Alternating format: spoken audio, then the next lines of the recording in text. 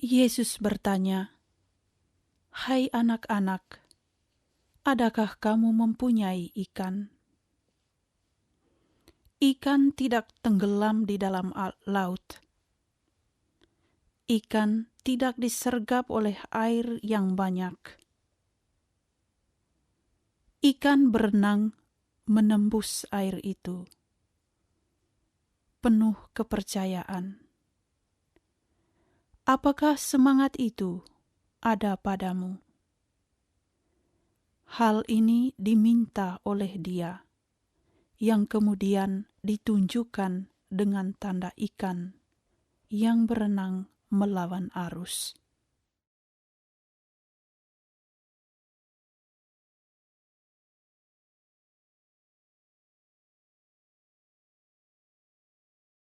Di pantai itu berkumpul Simon Petrus, Thomas yang disebut Didimus, Nathanael dari Kana yang di Galilea, anak-anak Zebedeus, dan 2 orang muridnya yang lain. Kata Simon Petrus kepada mereka, "Aku pergi menangkap ikan." Kata mereka kepadanya, "Kami pergi juga dengan engkau."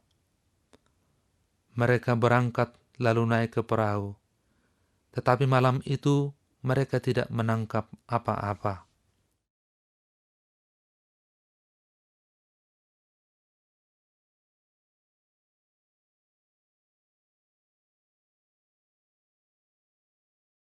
Yesus baru mati 1 minggu, meninggal dengan cara bengis. Para murid tidak mampu untuk berbuat sesuatu. Mereka duduk dekat laut. Air yang dahsyat itu yang menenggelamkan semua. Petrus mengatakan seperti dahulu, "Aku pergi menangkap ikan." Akan tetapi, apakah itu mungkin? Berbuat seakan-akan tidak terjadi apa-apa sesudah Yesus wafat dan bangkit.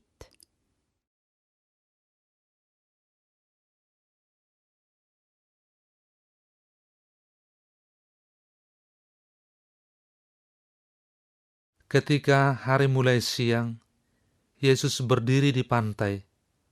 Akan tetapi murid-murid itu tidak tahu bahwa itu adalah Yesus. Kata Yesus kepada mereka, "Hai anak-anak, adakah kamu mempunyai lauk pauk?" Jawab mereka, "Tidak ada."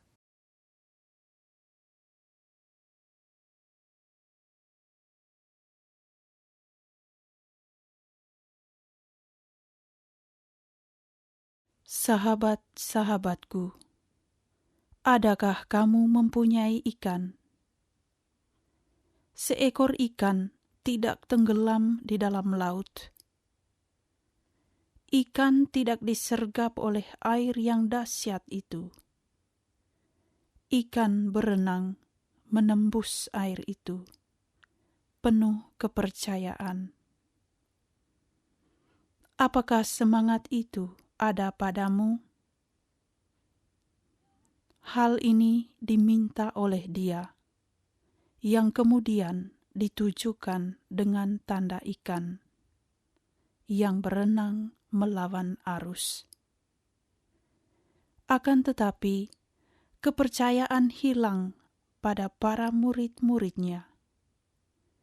Kadang-kadang sangat menyakiti untuk mengakui bahwa kamu kosong dan letih lesu.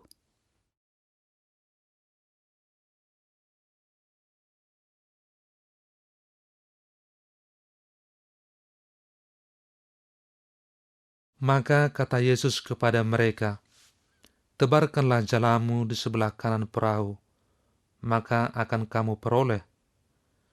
Lalu mereka menebarkannya, dan mereka tidak dapat menariknya lagi karena banyaknya ikan. Maka murid yang dikasihi Yesus itu berkata kepada Petrus, "Itu Tuhan."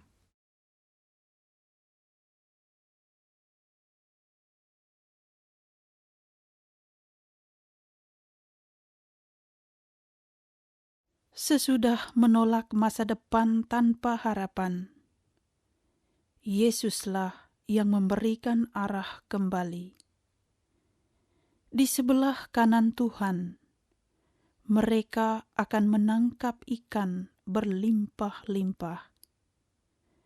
Tetapi hanya satu orang yang mengenal kembali Yesus. Itulah Dia yang melihat dengan mata cinta, yang mengalami dirinya dicintai.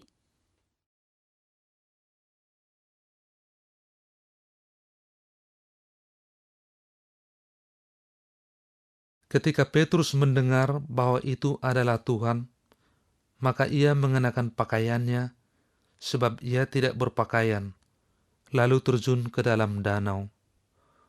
Murid-murid yang lain datang dengan perahu, karena mereka tidak jauh dari darat, hanya kira-kira 200 hasta saja, dan mereka menghela jala yang penuh ikan itu.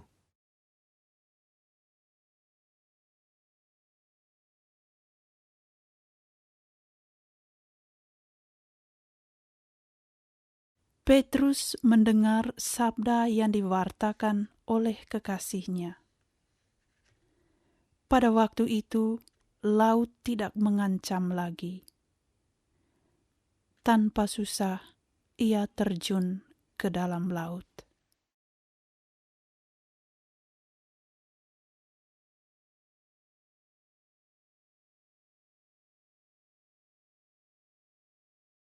Ketika mereka tiba di darat, mereka melihat api arang dan di atasnya ikan dan roti. Kata Yesus kepada mereka, "Bawalah beberapa ikan yang baru kamu tangkap itu." Simon Petrus naik ke perahu, lalu menghela jala itu ke darat, penuh ikan-ikan besar, 153 ekor banyaknya, dan sungguh pun sebanyak itu, jala itu tidak koyak.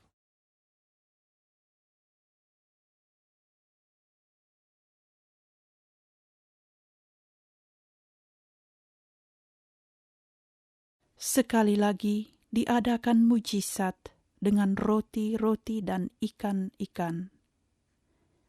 Semua siap untuk itu. Namun, ia mengundang kita untuk memberikan sesuatu. Sesuatu yang kita telah temukan sendiri.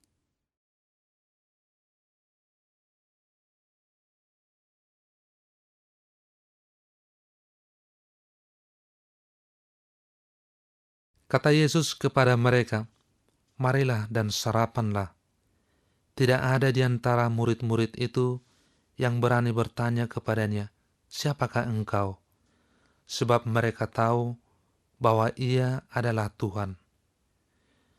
Yesus maju ke depan, mengambil roti dan memberikannya kepada mereka. Demikian juga ikan itu.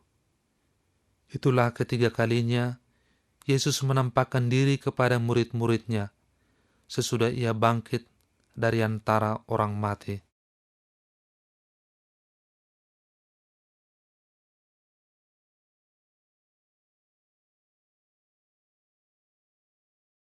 Yesus maju ke depan. Ia memberikan roti dan ia memberikan ikan. Begitulah kita mengenal kembali Dia yang berbicara kepada kita.